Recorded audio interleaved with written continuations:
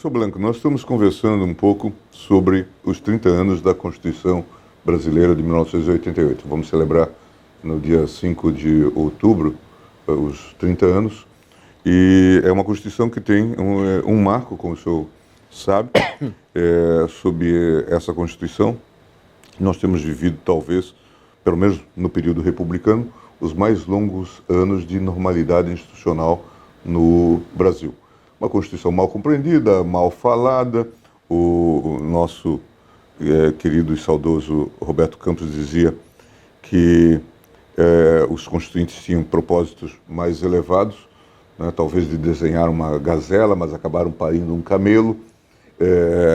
Outros diziam que esta Constituição tem um problema, porque ela é de 88, fora de 89 nós já teríamos os ventos do liberalismo e da queda do Muro de Berlim.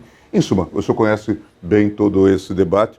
O Brasil fez reformas, isso é um dado importante, a Constituição não ficou estagnada, hoje já são mais de 100 emendas, né? E muitas delas nesse âmbito de abertura, superação, por exemplo, do modelo estatizante, que também teve sua marca aqui em Portugal, né? A presença do Estado na economia, e outras mudanças também importantes foram realizadas ainda no seminário recém-realizado em Lisboa.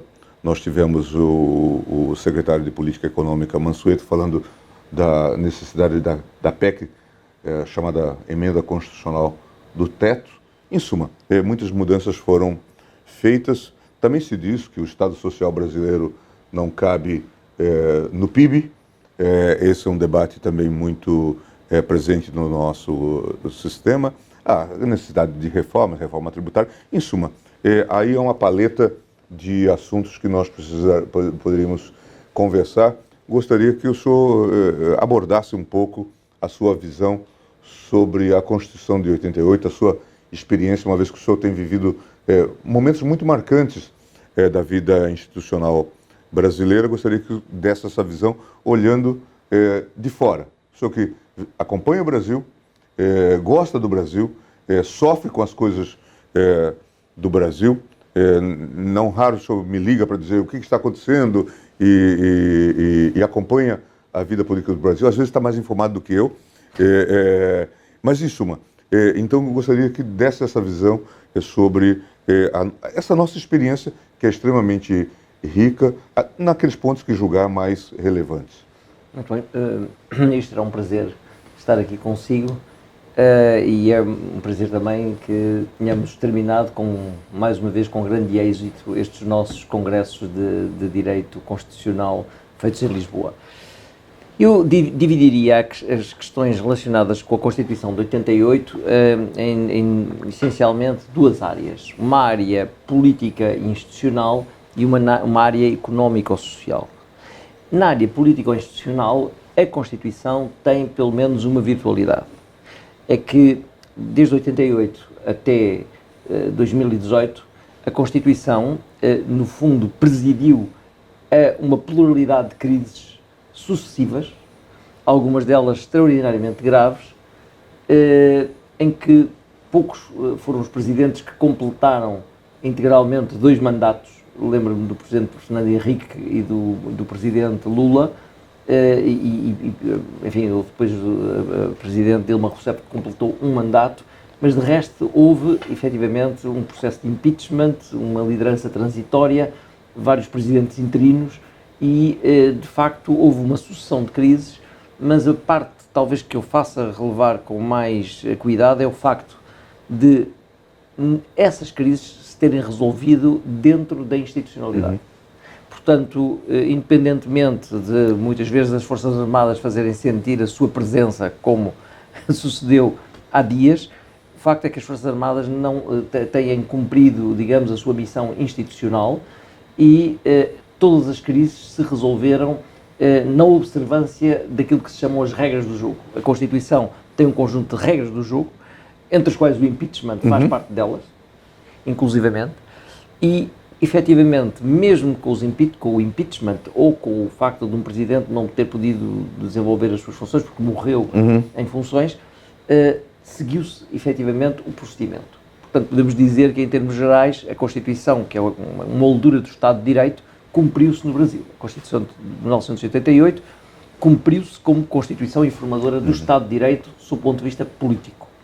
E mesmo sob o ponto de vista, enfim, judiciário, onde eu e o Ministro temos algumas diferenças de opinião, eu não posso deixar de relevar pelo menos um facto.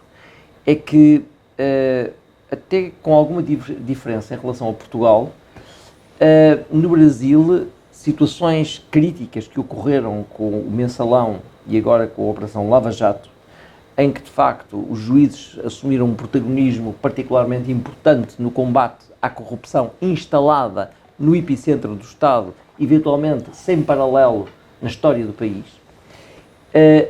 toda essa questão foi sendo resolvida através da via judicial, através das vias recursais, e de facto aquilo que aconteceu, inclusivamente ontem, não é, com o julgamento do habeas corpus, seguiu no fundo uma tramitação normal. E obviamente que eu não vou ocultar, digamos, o meu entusiasmo pela Operação Lava Jato, que eu acho que foi fundamental para acabar com um quadro de impunidade que existia no Brasil e que infelizmente em Portugal eu tenho mais reservas relativamente a uma situação semelhante. No Brasil os magistrados conseguiram separar processos e conseguiram punir responsáveis. Em Portugal a lógica do Ministério Público e dos magistrados foi diferente. Há um processo gravíssimo que envolve acusações de corrupção ao anterior Primeiro-Ministro e, digamos, a um banqueiro particularmente relevante, e o processo arrasta-se sem destino porque se criou um mega processo e não se separam os processos. E há vários processos autónomos dentro desse mega processo. E, portanto, o país não vê, de alguma forma, a justiça ser feita tão celermente no Brasil. Aliás, eu diria que uma coisa que sempre me impressionou no Brasil foi, a nível, sobretudo, dos juízes e dos procuradores, uma alta especialização. São pessoas que têm mestrados, que têm doutorados, e, portanto, há uma lógica de aperfeiçoamento e também alguma modernidade a nível de mecanismos de investigação. E, portanto, aquilo que é importante, o que eu diria, é que a via judicial atuou e eu acho que está, inclusivamente, a fazer história no Brasil. A propósito disso, apenas para ajudar no desenvolvimento do raciocínio, e depois o senhor pode retomar, o nosso colega e amigo Paco Balaguer, Balaguer Callejon, da Espanha, ele revela essa admiração também em relação ao Brasil, dizendo que muitas coisas que o Brasil já fez, e ele se referia ao Mensalão, por exemplo, colocar o que equivaleria quase que a um primeiro-ministro, o José Dirceu, no banco de réus, ele não poderia conceber isso na Espanha, falando, portanto, da realidade espanhola. E aí falava dos conflitos que houve na Espanha envolvendo juízes e conflitos envolvendo também as investigações de partidos políticos. Não, concordo inteiramente, porque inclusive em Espanha há vários casos que assolam o partido, quer o Partido Socialista, quer o Partido Popular, e de facto raras são as pessoas que têm sido responsabilizadas. Mesmo genro do rei de Espanha, que já foi objeto de um processo judicial, não houve ainda consequências, não é? Em Portugal, mesmo os processos que tiveram maior dianteiro e maior envolvimento, até nesse aspecto eu sou um crítico do Ministério Público, mas aí tenho que fazer uma menção especial, que foi um processo face oculta, em que se foi julgada finalmente em primeira instância uma série de políticos que estavam envolvidos numa teia de corrupção e favores, não é? Mesmo assim aguardamos ainda o julgamento em segunda instância e muitos dos réus estão soltos, não é? Mas mesmo assim conseguiu, é a primeira vez que eu vejo, de facto, réus políticos a serem condenados, pelo menos em primeira instância. Houve o caso de um ou outro autarca, mas quer dizer, os autarcas são peças menores quando se tem em causa, sobretudo, figuras governamentais. Portanto, no Brasil, as coisas estão-se a mover muito mais rapidamente e há certos juizados que são particularmente eficazes. Não sei se há uma influência americana e são métodos de investigação colorinho branco muito difíceis, hoje em dia essenciais, porque a democracia, de facto, deve-se defender da corrupção, que é algo que corrói a sua alma, não é? E aquilo que no Brasil se está a fazer é, a nível, sobretudo, dos juízes, é, efetivamente, acelerar estes processos de responsabilidade. Portanto, eu diria que no campo, né, portanto, da responsabilidade, o Brasil, a Constituição, tem funcionado razoavelmente bem. Já no campo do sistema político, e esse é um ponto que eu tenho em comum também com o ministro Gilmar Mendes, que é uma preocupação sobre o funcionamento da boa governance dos sistemas políticos. Efetivamente, um dos problemas que o Brasil tem a nível do presidencialismo de coalizão é o facto de, havendo um problema que envolva o Presidente ou membros do Executivo, não haver a possibilidade de responsabilização política. Quando há algo de grave, tem que se ir a utilizar instrumentos extremos como o impeachment. E, portanto, eu que inicialmente sempre tive uma lógica um pouco mais presidencialista nos países da América Latina, nos países das Américas em geral, concordo que no Brasil eventualmente se ganharia em ter um mecanismo qualquer de responsabilização de um governo autónomo do Presidente relativamente ao Parlamento. E por isso o sistema semipresidencialista à francesa, não à portuguesa seguramente, mas à francesa, portanto com pendor e reforço do Presidente da República, seria eventualmente algo que deveria ser debatido. Porque teríamos um Presidente como um moderador, embora com influência no Executivo, mas um Primeiro-Ministro autónomo que teria alguma responsabilização face ao Parlamento.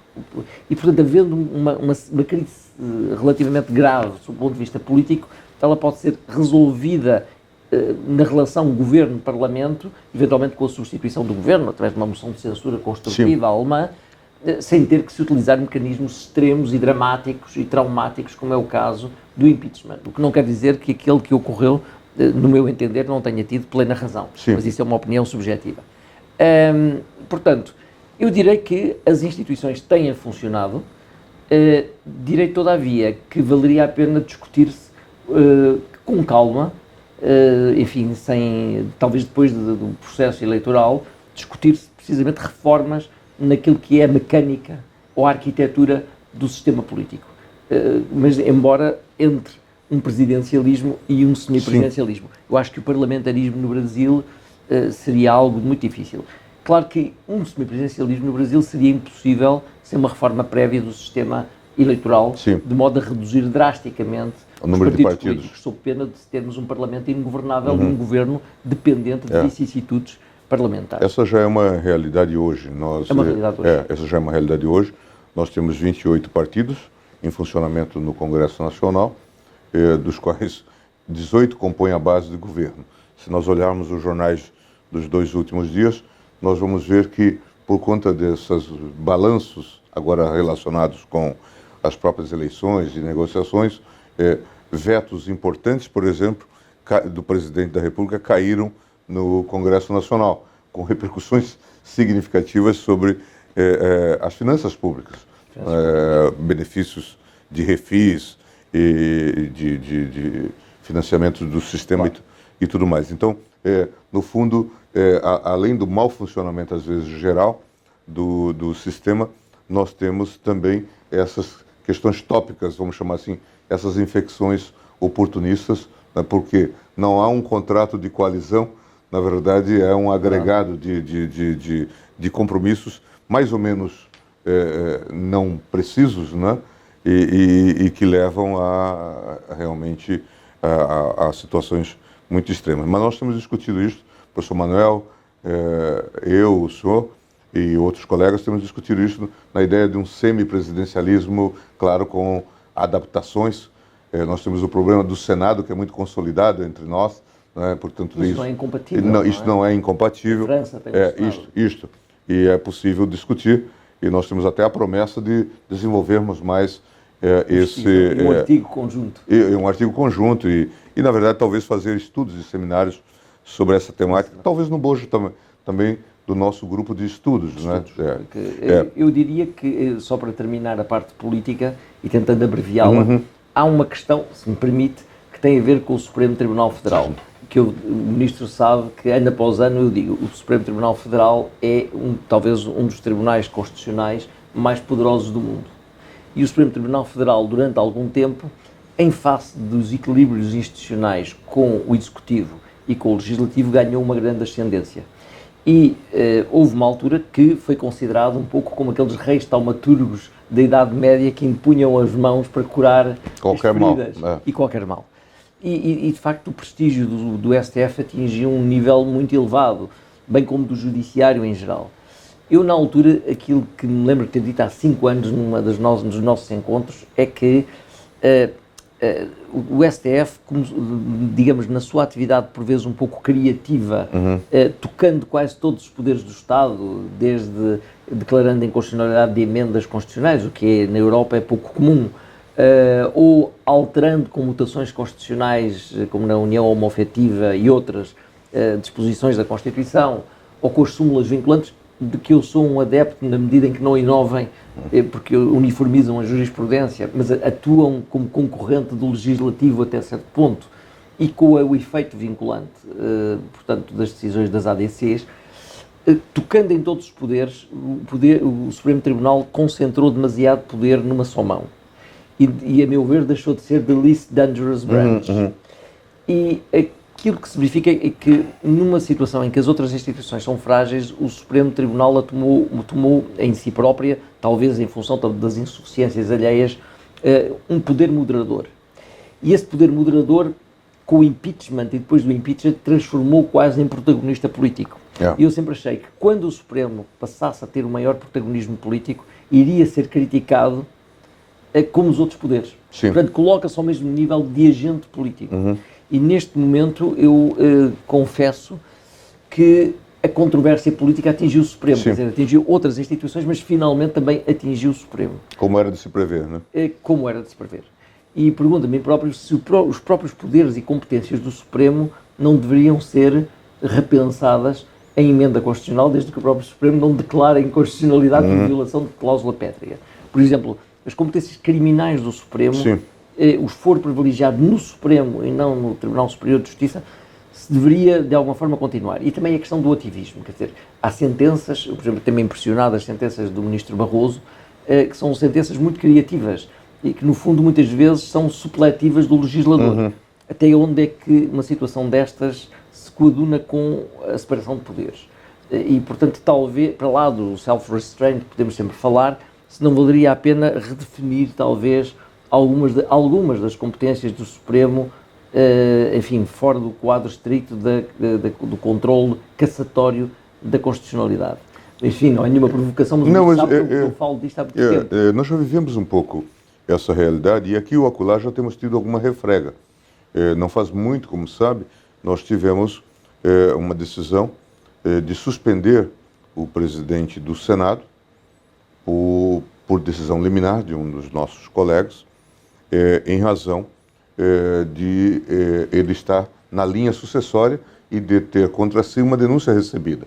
Então se fez a aplicação da cláusula que existe na Constituição em relação ao presidente da República. Se ele tiver uma denúncia recebida, ele não pode continuar no cargo, e se diz também isto vale para seus substitutos. Claro. E se entendeu então que este senador deveria ser destituído.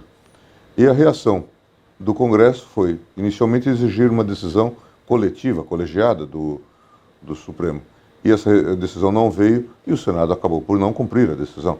Portanto, o Supremo teve que refazer essa decisão. E o outro caso célebre, há outros casos, mas é o da vaquejada, em que houve uma lei do Ceará que foi declarada inconstitucional pelo Supremo, que tentava regular esse esporte que envolve animais e uma prática que é muito corrente, inclusive culturalmente muito desenvolvida, e o Supremo derrubou, declarou inconstitucional. E a reação veio do Congresso, aprovou uma emenda constitucional dizendo vaquejada é esporte.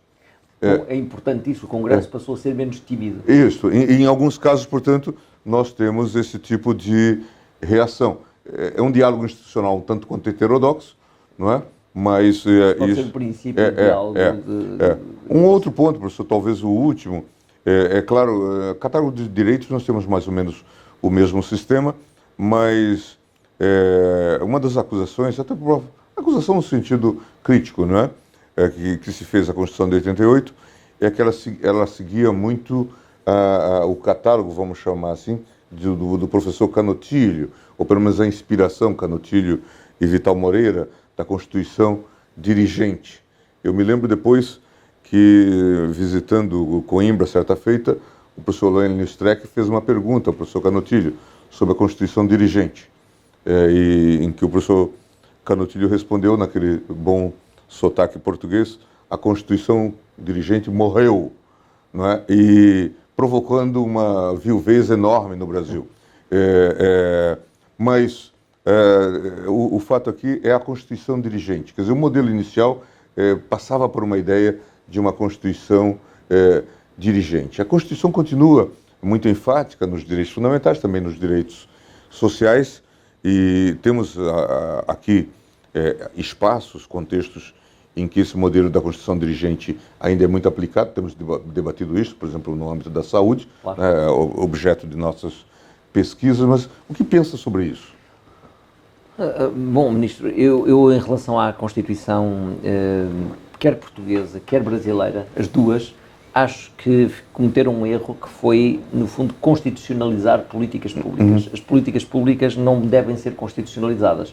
Podemos constitucionalizar direitos sociais, mas deixar, no fundo, a densificação desses mesmos direitos para a lei ordinária no quadro das políticas públicas que democraticamente devem ser, digamos, desenvolvidas pelos partidos que ganharem as eleições. E isso é um problema que não é apenas brasileiro, é também português. O próprio professor Canutilho, em últimos escritos, constitucionalizou aquilo que criticou o excesso de constitucionalização de detalhes de política pública sobre educação e sobre saúde, por exemplo. E eu, nesse aspecto, concordo com ele. Acho que deve haver direitos sociais, mas não uma concretização ou uma pormenorização.